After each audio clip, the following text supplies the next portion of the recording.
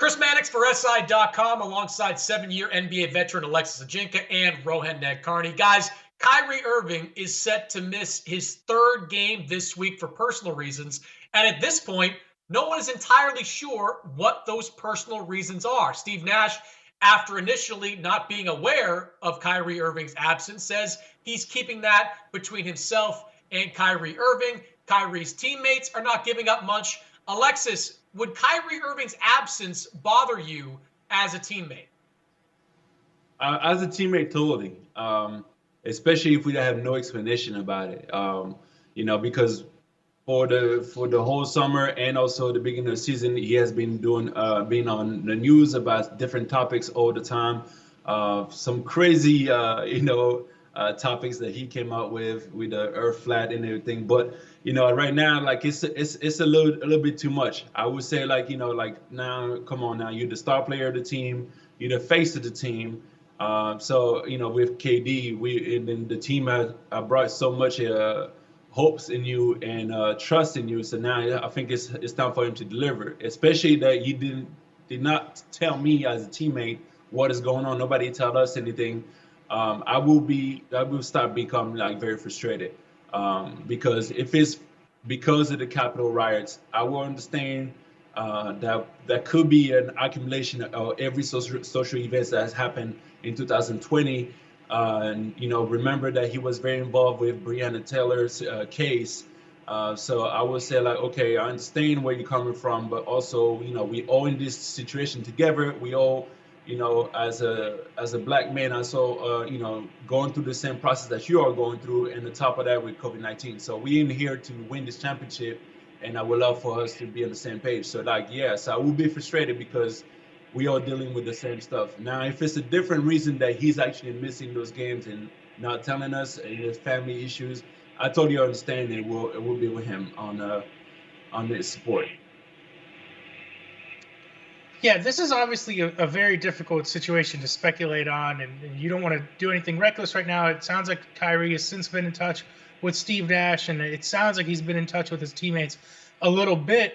It's a team sport. Obviously, you'd love for Kyrie to be there, and you'd love for him to kind of, make sure his teammates are at least aware of what he plans to do. You do kind of have a responsibility, I think, to the other guys on your team in a situation like this. Having said all of that, whether it's the Capitol riots or whether it's something else, I think it obviously has to be pretty serious for Kyrie to miss games. And, what I'll say about Kyrie Irving, for all of the quote unquote controversies or things that follow him around, he's always backed up, his causes with actions, whether it was, going to Standing Rock and standing with the Sioux tribe or donating, over $1 million to WNBA players for their salaries. I think he's stepped up in these situations, and I'm sure that whatever is affecting him right now is something that he takes very seriously and takes close to his heart. So I hesitate to call it an issue just because I feel like we don't really know enough information to say something like that. Well, there's been, as Alexis pointed out, a lot of speculation about this being related to the Capitol riots. Kyrie, of course, was involved, as you said, with the Breonna Taylor case. Of course, after George Floyd was killed in Minneapolis, Kyrie was a leading voice in trying to convince players not to go to the bubble, presenting that as an option for them last June.